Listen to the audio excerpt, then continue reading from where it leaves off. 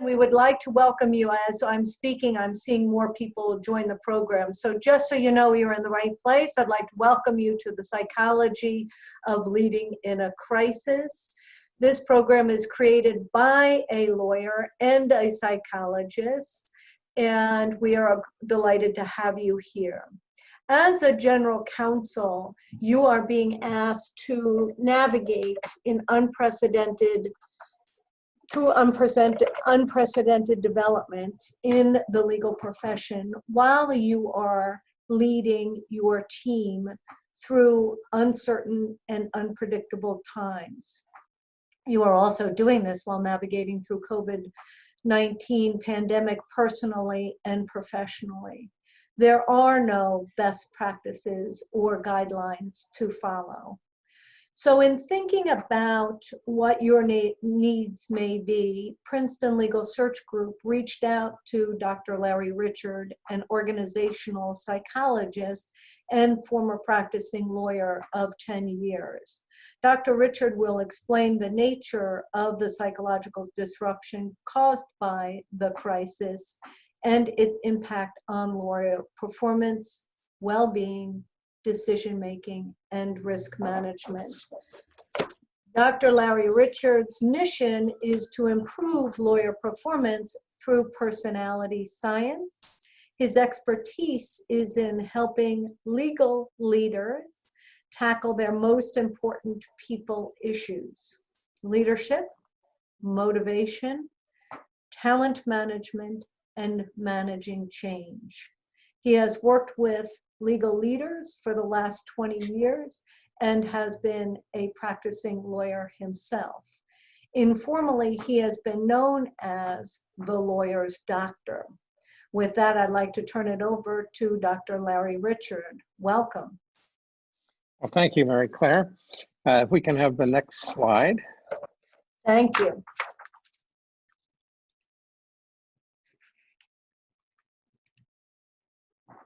There we go. And let's keep that on for a second. And I think what we really want is the next one. Actually, just stay there for go back to that for 1 second, because I want to point out one important phrase. You'll notice under the main title, it says evidence-based techniques for law department leaders. Everything that I'm going to talk about today is rooted in empirical science. Some neuroscience, several areas of psychology, and other social science disciplines. So that's really important to note. So let's go to the next slide. And I want to start by talking about these three human needs, all of which have been disrupted by this crisis. It's unusual for all three needs to get disrupted. There are many things that happen in our lives that might upset our need for predictability, or sometimes our need to feel in control and to make choices gets compromised. And even more uncommonly, our need for connection gets disrupted. This crisis has disrupted all three of these and has disrupted them at many layers. So let me explain how that's happened. Number one, we all have a need for predictability.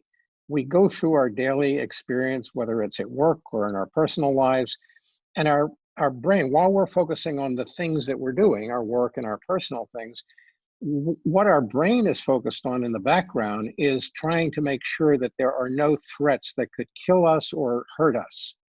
And the way that it does that is it scans the environment for change. Change and uncertainty are the trigger points for our brain's threat sensing circuitry. And there are three qualities, three features to that type of change, three features of change that will trigger the highest levels of alert. The first is any change that is sudden. That'll really trigger the amygdala, the threat sensing organ in the brain. Number two is change that is out of our control. And number three is change that threatens severe harm or even death. And if you think about it, this virus crisis has ticked all three of those boxes. So we really are in a heightened state of threat based just on this one need alone.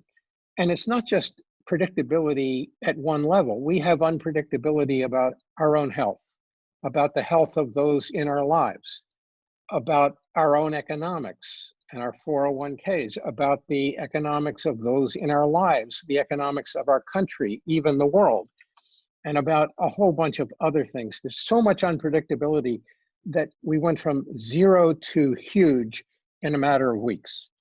And so that makes me suspect, I don't have data for this, but I suspect that almost all of us are at some level suffering some degree of stress, anxiety, loss, grief, something in that catalog of emotions.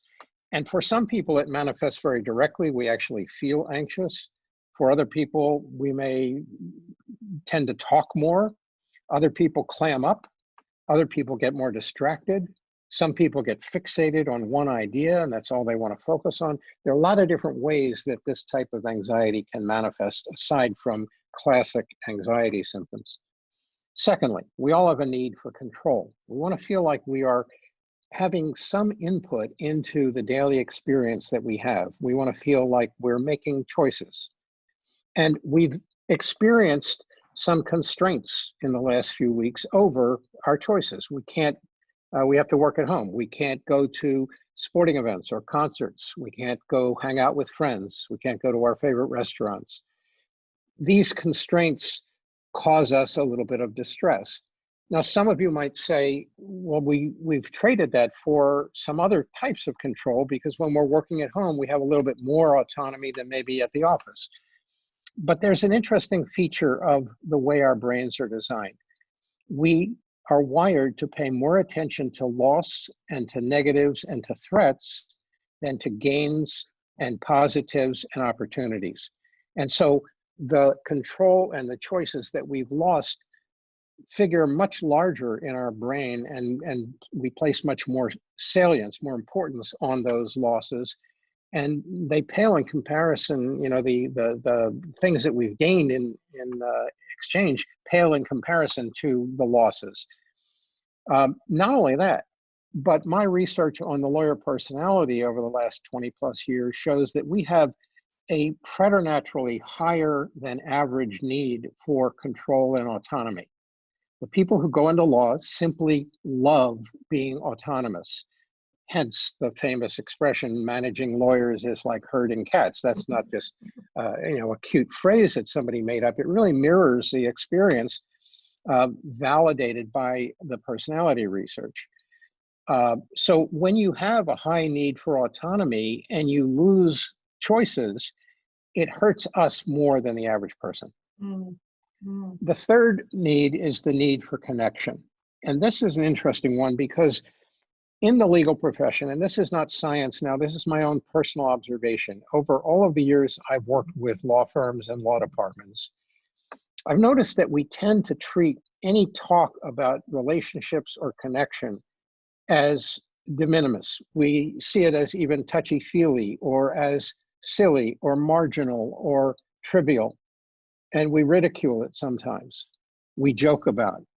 Anytime you use a word that's related to relationships like intimacy, vulnerability, connection, empathy, those are all trigger words that make us roll our eyeballs and act like, oh, here we go, we're going to do all this touchy-feely stuff.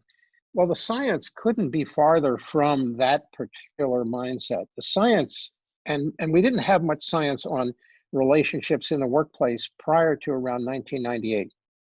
But the last 22 years has seen an absolute explosion in research, and the findings of that science are converging on this idea that when you are connected in an authentic way, in an ongoing authentic way with other people, that those connections actually benefit us in multiple ways. They make us happier at work, more engaged. They make us more likely to report overall life satisfaction. I feel like my life is working and I have a meaningful life. They make it more likely that our long-term relationships are successful. They even have a strong connection to our health, well-being, and even longevity. So people who have the strongest social connections tend to live longer than those with the least strong connections. And in a time where we're trying to avoid getting infected by a virus, an increased immune response is a pretty good thing to have. And that's one of the things that social connection gives us. Now, we've lost some connection because we're working at home. And some people have gained more because they're working at home with family that they care about and love. But other people have some rocky relationships at home, and having to work with those people now much more than before can be stressful. So it goes in two directions. Now, what can we do about the disruption of these needs? And luckily, there are some things that are within our control that we can do to restore this. And I want to talk to you as leaders as I'm talking about these three sets of remedies. And then I'm going to walk through another set of remedies, which I'll explain when we get to them. So first, let's talk about the remedies for restoring some of the needs that have been disrupted. Predictability. One of the things that we can all do is have regular check-in calls with our people. Now, if you're in a very large law department, those check-in calls, hopefully you can do it through video, through some sort of either Zoom, or if you have an internal video system. Those are more preferable than phone calls, and phone calls are more preferable than emails or texts or other written media. Because the more of the five senses that we bring into the communication process, the richer the communication and the more it ticks the social connection box. But at the same time, having feedback through regular chats with your people helps with predictability in a couple of ways. Number one, just by giving them the updated information about things they may be worried about. Everybody's worried, for example, about furloughs or layoffs or cuts in pay and that sort of thing.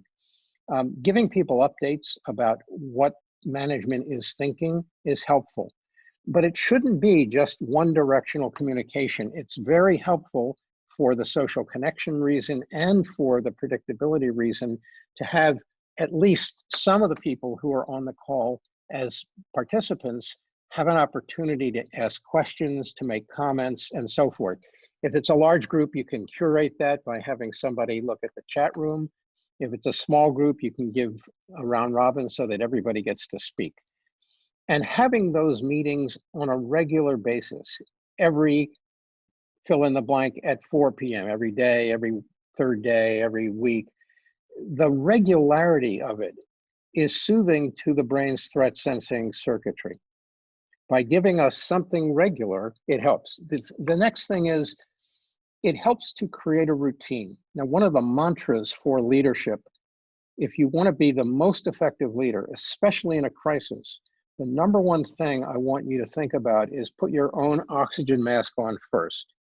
And by that, I mean, you want to take care of your own level of reaction to this crisis and reaction to the unpredictability, loss of control, loss of connection. If you are experiencing stress, especially if you're not aware of the level of stress that you're feeling, when you communicate even well-intended, helpful content to your people, what they're going to hear more loudly is not the content, not the information, but the analog communication. That is your level of anxiety, your stress. Oh my God, my leader is stressed. And that will convey anxiety. It'll actually transmit anxiety, just the way if someone yawns in a room, other people start yawning. There's actually research by a psychologist named Christakis at Harvard who's shown that there's a thing called social contagion, which basically our emotional state is readily transmitted to others, especially when we are leaders communicating with them. So you want to manage your own level of anxiety. One of the ways to do that, and this works for you as well as for your people, is to create a routine, a regular routine, not just the routine of the check-in call. That's one way to create a routine. But I'm talking about your personal life. What time do you wake up? When do you go to sleep? Do you have a ritual for going to sleep? Trying to create some regularity in the schedule, even if you're like me, a person who doesn't like routine, I've tried to create a regular time to wake up, a regular time to go to sleep, a regular dinner time, a regular walk after dinner with my wife. The introduction of these regular experiences, these routines, again, quiets the amygdala, the brain's threat sensing circuitry. Another thing that you can do is to identify and direct your attention, and especially the attention of your constituents, to things that are predictable. So even though there are a lot of things that we've lost predictability about, there are always going to be things that are predictable. Find them and communicate. Don't assume that they're obvious, because when people are stressed, they're not paying attention to the things that are stable and predictable, even if they're available quite readily. They're paying attention to the things that trigger their threat mechanisms. So they're paying attention to change and stress. You can help reduce that stress by directing their attention to resources, for example, that are available, IT services that are available, the leadership is intact, whatever strategic plan you have, anything like that that is stable. It helps to constantly and regularly redirect their attention to the things that are predictable. Control. You want to, again, pay attention to the things that are within your control, and you want to direct your constituents' attention to the things that are within their control. Just the act of doing that quiets the threat circuitry. The other thing you can do is anytime you ask a constituent to do something, whether it is to report some information to you, or to reach out to certain people to see if they're okay, or anything that you ask them to do, try to do it in a format that gives them a choice. Even if it's an illusory choice, it's soothing to the brain's threat circuitry and it quiets the stress down. So, and let me give you an example using a 5-year-old. Let's say that you have a 5-year-old and you want to make sure your 5-year-old eats his or her broccoli. You could just say, eat your broccoli. And if you do that, and if your 5-year-old has been to law school, like many of us, your 5-year-old is going to say, no way, I'm not eating the broccoli. But consider doing it this way. Add some choice to it, even though it really is illusory. Would you like to eat your broccoli before your potatoes or after your potatoes? So the presupposition is you're going to eat the broccoli, but you haven't stated it. And what you've given choice about is not the whether or not, but when. And so that's a silly, trivial choice, but it actually quiets the brain. So it's a very useful thing to do, to try to think in terms of how can I offer some sort of a binary choice to somebody when I'm actually giving them a directive. Connection. The calls I mentioned and the check-ins, if you especially can do them by video so people can see and hear each other, that really helps to restore connection. Start your calls by something personal. Don't just jump in all business, starting with the business agenda. Start by doing something vulnerable. Talk about your own experience from about working at home.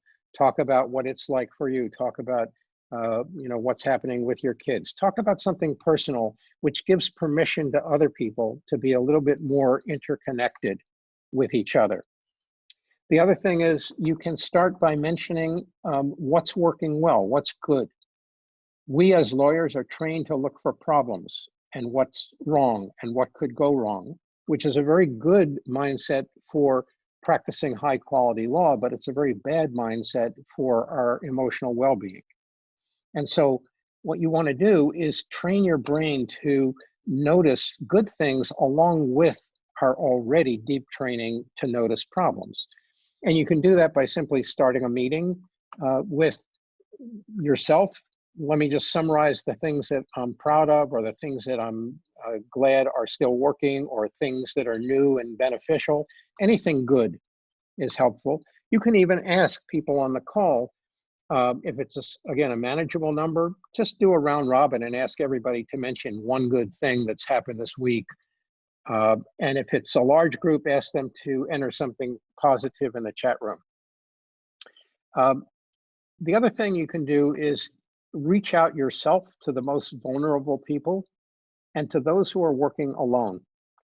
The Harvard Business Review had a cover story a couple of months back reporting a study that was done, I believe, at Berkeley on loneliness, and they surveyed 160 occupations to determine their levels of loneliness, and the least, the bottom of the barrel, the least, the most lonely, sorry, the most lonely group was the legal profession.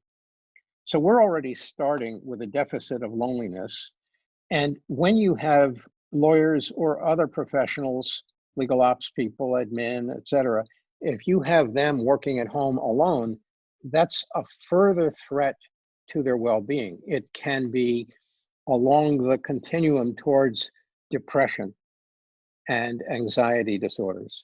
And so it's really helpful if you as a leader, or if you can designate two leaders that report to you, or even to encourage all the lawyers to reach out to each other, but especially to those who are working home alone. And reach out to people who might be home with someone who's sick, or with aging parents, or with someone who has caught the virus.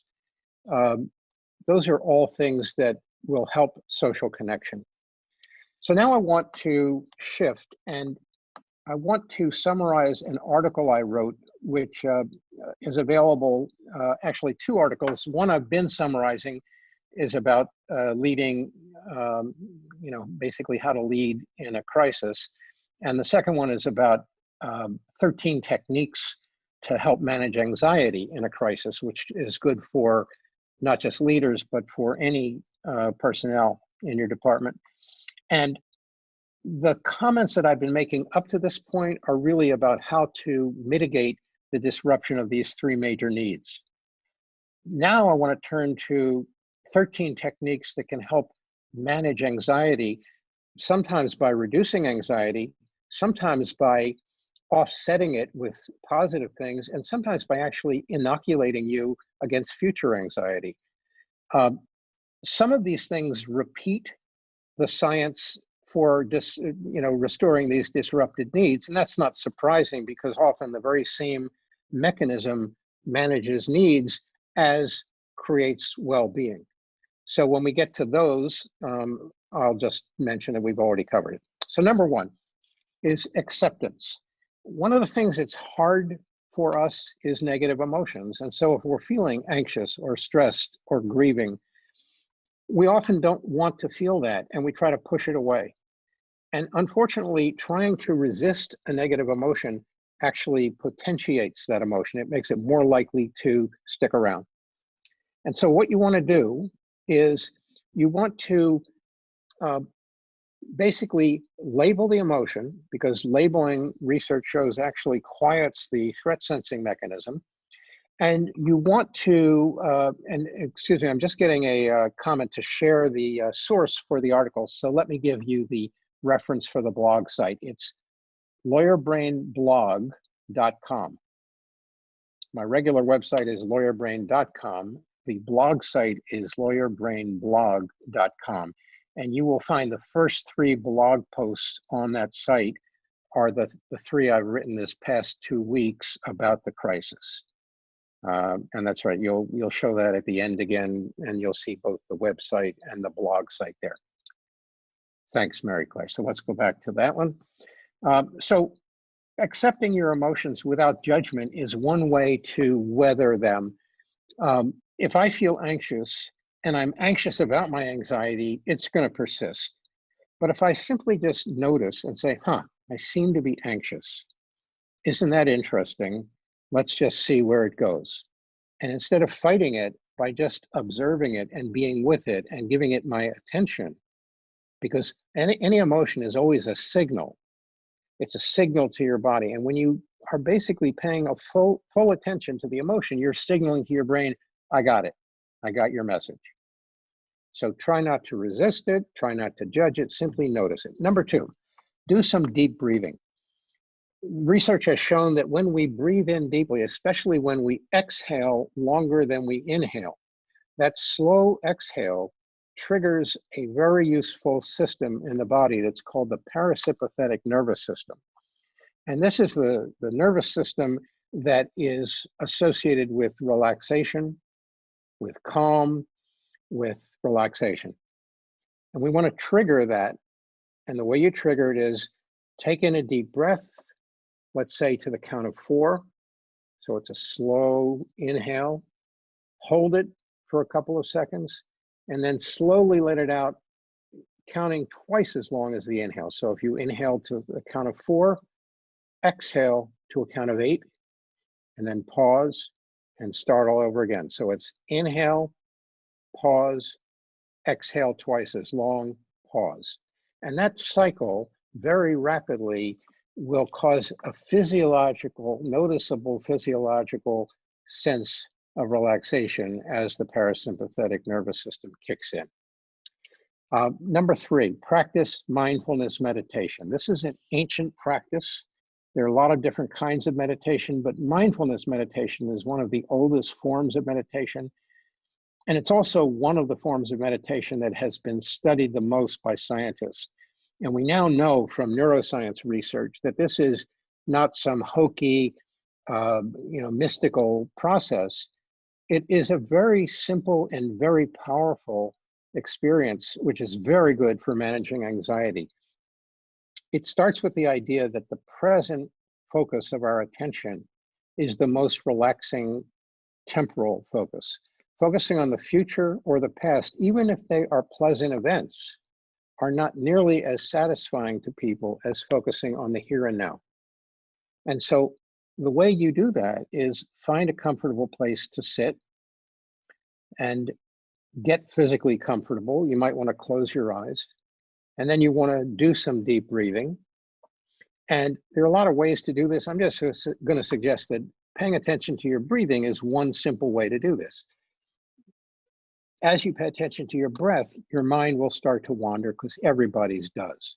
You start thinking of your to-do list, or what's for dinner, or your health condition, or something.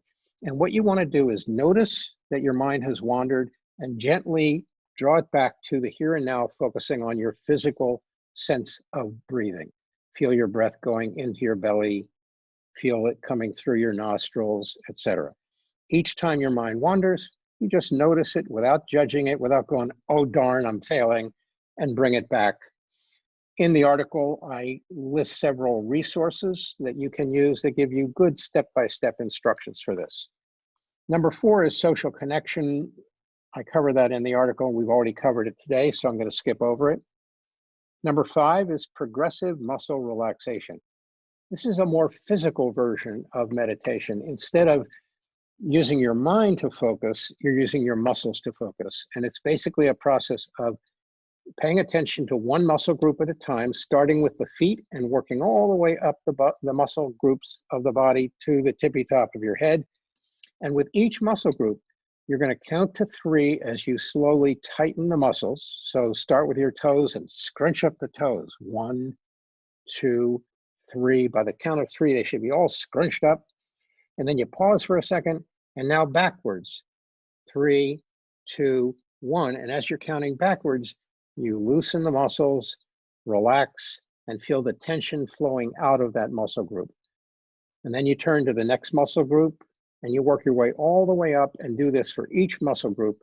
By the time you get to the face, you kind of 1, 2, 3, you scrunch up your face. 3, 2, 1, you relax your face. And when you do this, it's, again, immediately relaxing.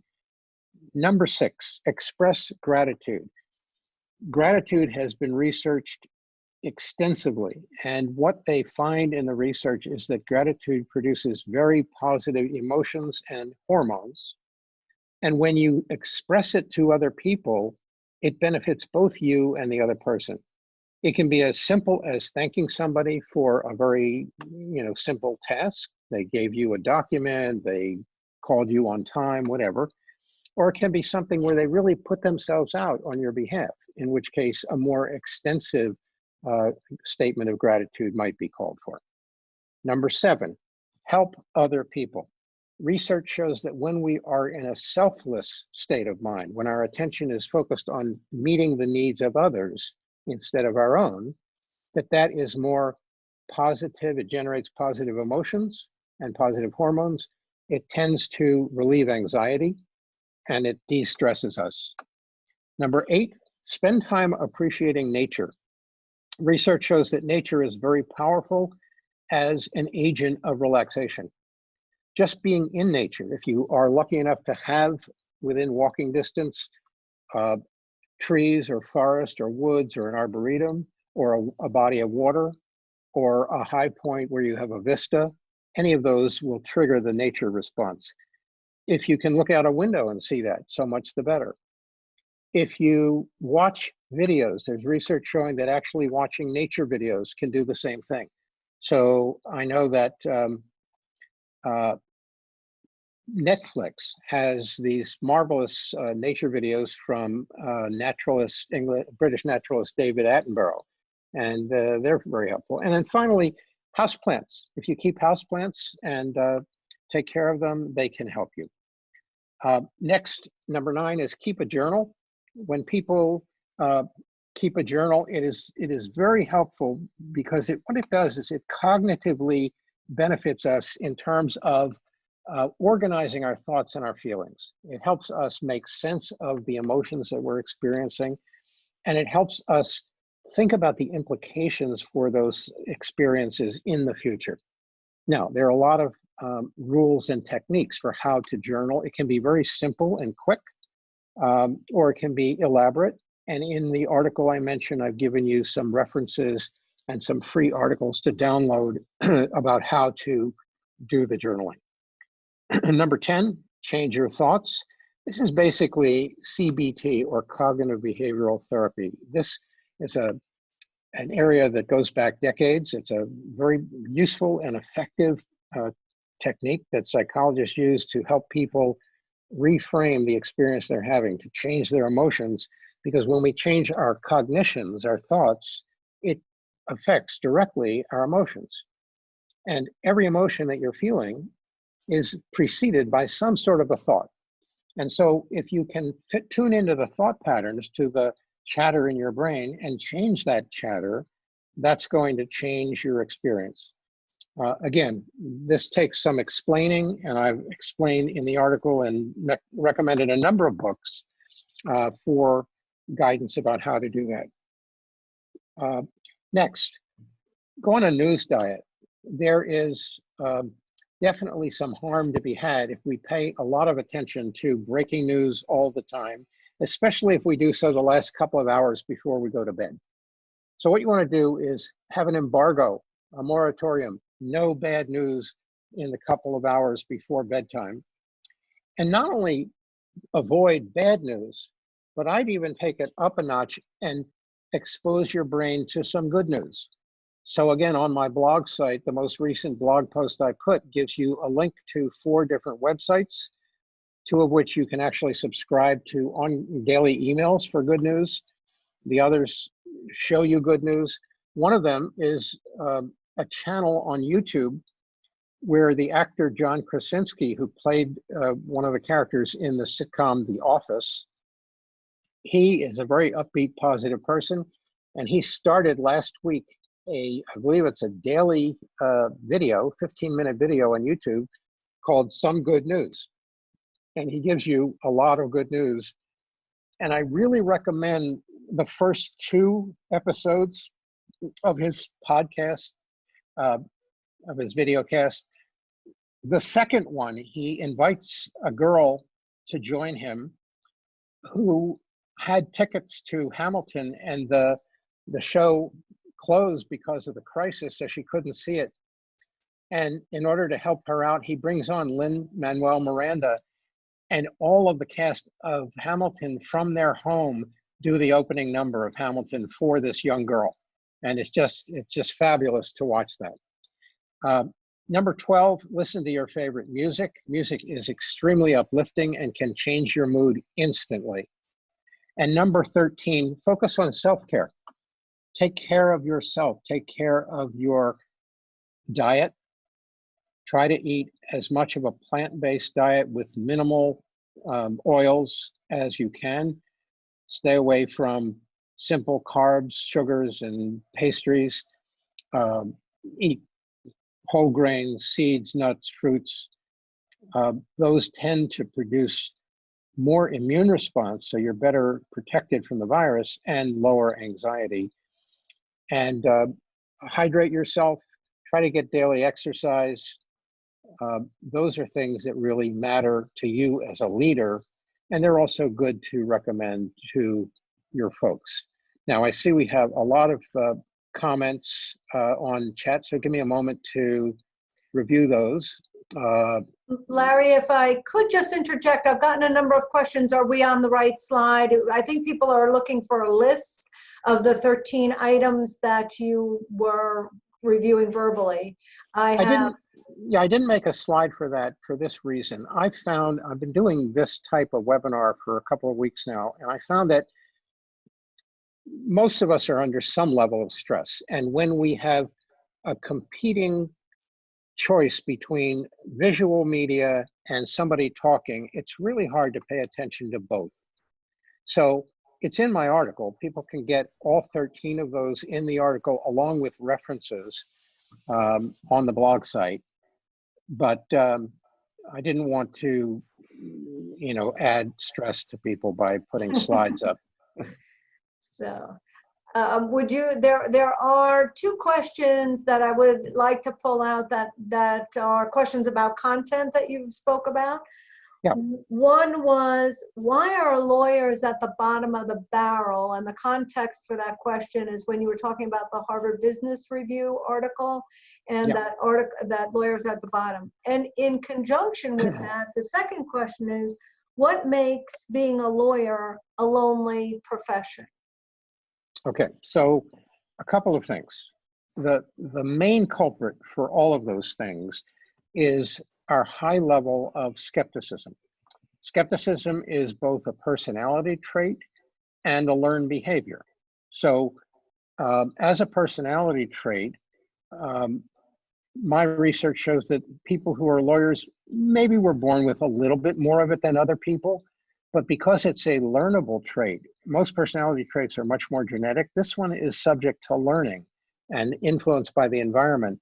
So the more time we spend exposed to training our brain to think of problems, what could go wrong, being vigilant about people's motives, challenging people's assertions. This is all good lawyerly thinking, but it has a side effect.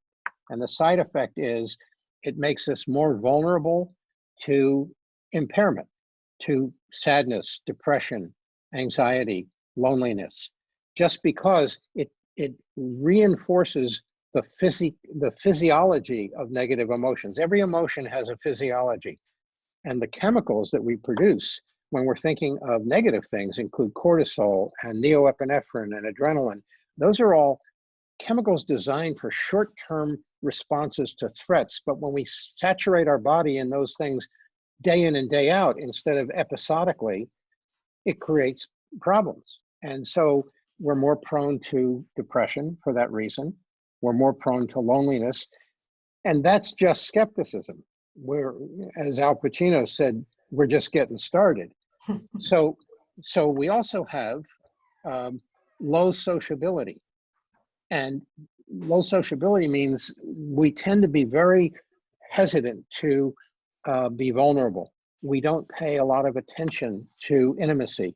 That's why we're often averse to things that are, quote, touchy-feely. And it does an injustice, a disservice to us, because relationships, as I mentioned, are so important.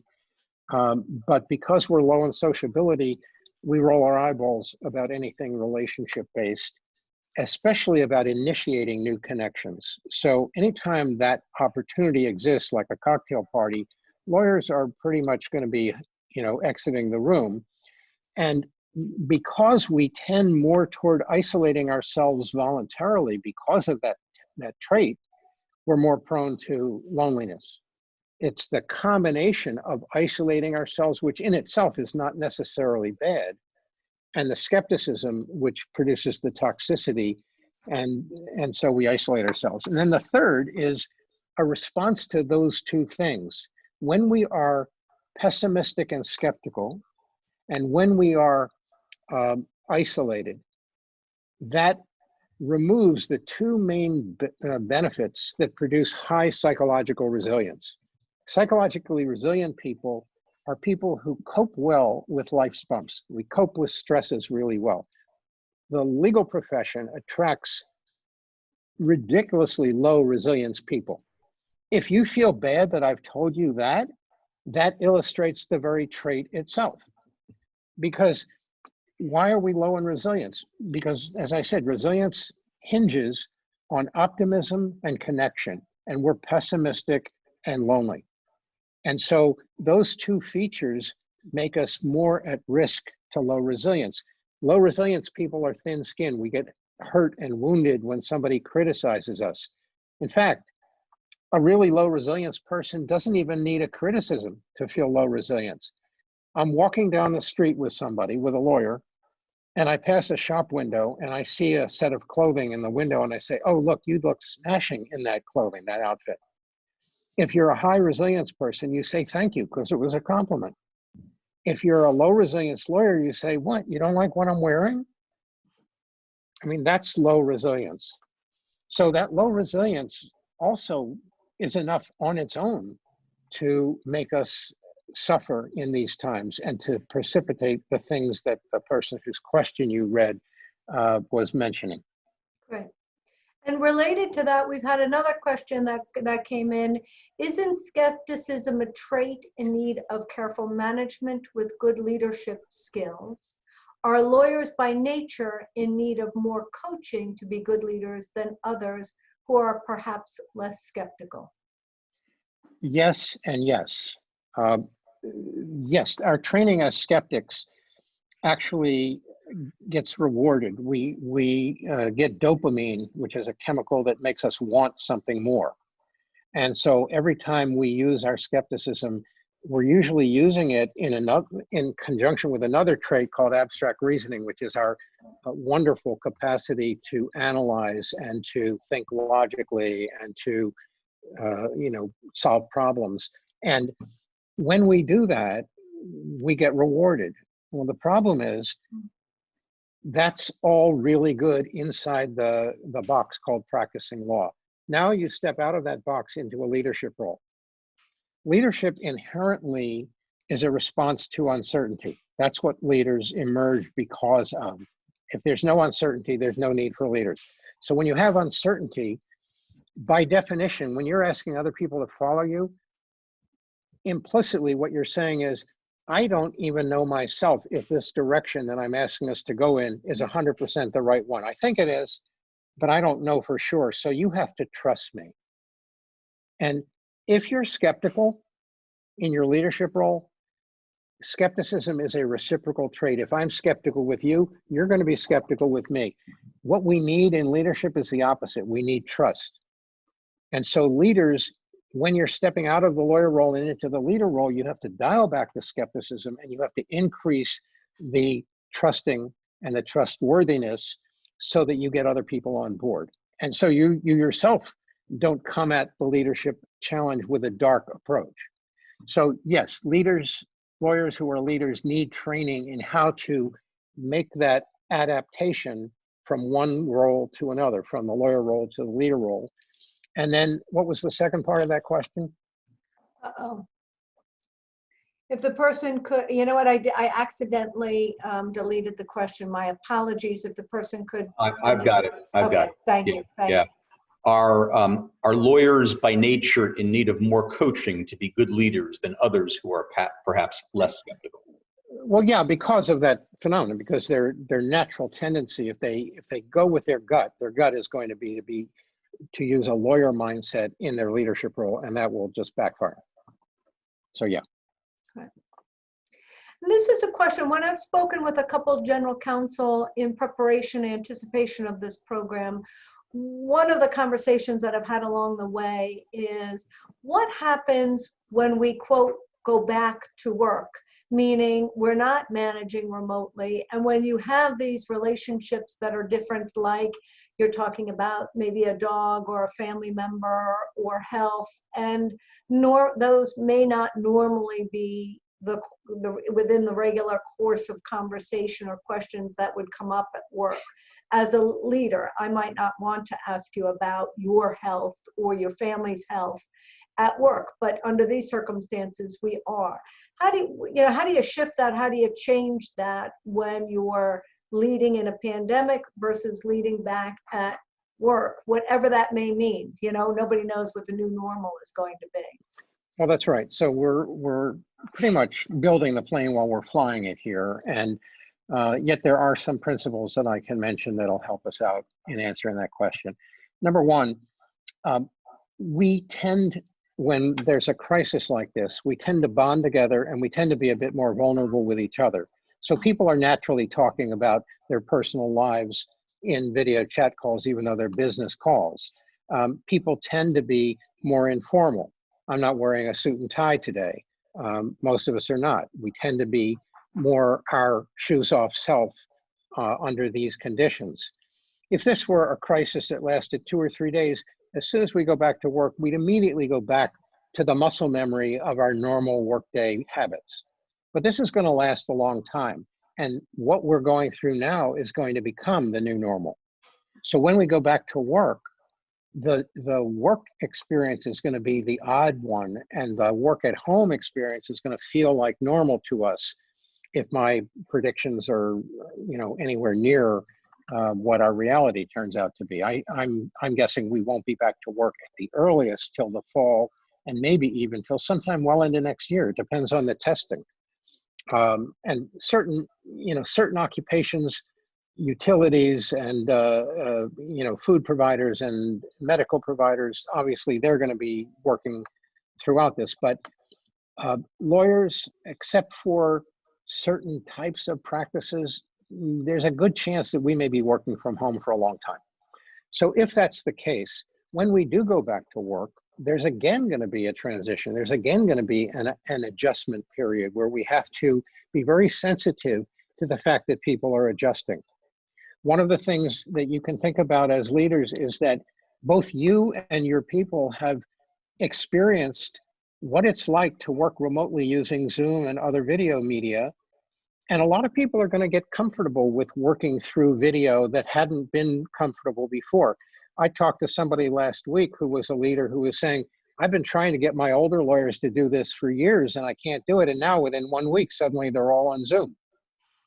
And so, you know, this is a great mechanism for getting people to upgrade their technology skills. So that may be a plus, but it also means that you might find more people wanting to work from home than did so before. Mm. You might find yourself, in terms of decisions about hiring outside counsel, you might find yourself going, why do we need to hire law firms that have expensive downtown real estate? Maybe we should think about hiring lawyers that are working remotely in a virtual way. There might be a greater comfort in shifting how you hire outside counsel. Nobody knows for sure what's going to happen, but those are just some ideas to think about. Mm. And one of the other questions is, where or how do I get resources for lawyers that I'm managing? I might be okay as a legal leader or as a general counsel, but if I think that somebody is running into some mental health issues, whatever they may be, how do I find out where those resources are? Well, that's a tough question to answer because every company is different. Most companies that I work with have an EAP, an employee assistance program. Many of them these days have an actual catalog of local resources in the community where the person is. You know, if you want a psychologist or a psychiatrist or a psychiatric social worker, those are all qualified healthcare professionals. It's good to have somebody who's physically local because often when the quarantines are over, you want to spend time going physically to meet with them. Although people are carving out, telemedicine approaches to helping. And so I expect to see more telemedicine approaches after the crisis is over. There are also some very good websites. The ones I'm familiar with are mainly the psychology websites. The well-known magazine Psychology Today actually has a psychologist finder that you can go to. There are several websites for cognitive behavioral therapy, which is probably the most effective form of therapy. And I don't remember the link to their website, but if you just Google cognitive behavioral therapy trade associations, it'll bring up several, and you can just see what's got the most hits. And they have a resource finder where you can find a CBT therapist near you that can help. There are also coaches like myself. So I'm not a clinical psychologist. I'm an organizational psychologist. I don't do clinical work if somebody has a mental health issue, but I help people with coaching, basically helping them to readjust the way that they're working, helping them as leaders to be more effective in terms of managing themselves and managing their people. That's different from therapy, which requires someone who's basically a licensed clinical psychologist. Great. Thank you. And I see that we're coming up at 12:56 here. I'm just moving to the next slide for those that need to, again, I'm appreciative of people's time. So I'd like just to turn it to, and we have gotten to all of the questions that were in the question or the chat function. And there certainly are ways of getting in touch with both Dr. Larry Richard or Princeton Legal Search Group if you would like to ask additional questions. And I'd just like to hand the close over to David Garber. Thank you, Mary Claire. And thank you, Larry. Thank you, Dr. Richard, for a really informative, insightful, I think, compelling webinar. So thank you for your time. And I think there's many on the call, I think, will benefit from this. Want to thank everybody for participating. We have people from all over the country and globally that joined us for this webinar. And, one of our goals, and you probably saw a reference to it at the outset, was, we've created a General Counsel Connect program here at Princeton Legal Search Group, recognizing that there's a need amongst general counsels to connect on a peer-to-peer basis. And we have ongoing programs that accomplish just that. This is one of those programs in our new age, in our Zoom age, of accomplishing that task. And we had a lot of people on, so really want to thank everybody for that. Thank you, Dr. Richard. You have contact information, I think, Mary Claire, for Dr. Richard. We want to put that up again, just so everybody sees a link to his website and his blog.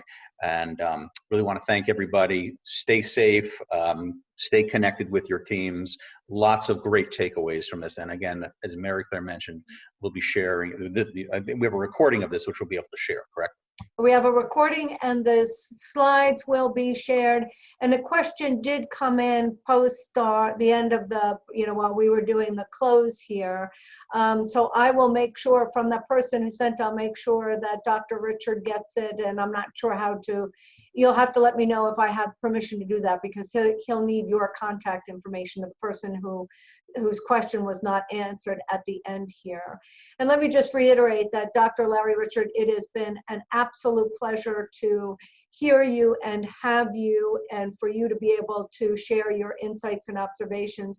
These are topics that are not generally covered as part of being a lawyer or leading in either in an in-house environment or in a remote setting or situation. So thank you for sharing your expertise and your experience, strength, wisdom here this afternoon. Thank you.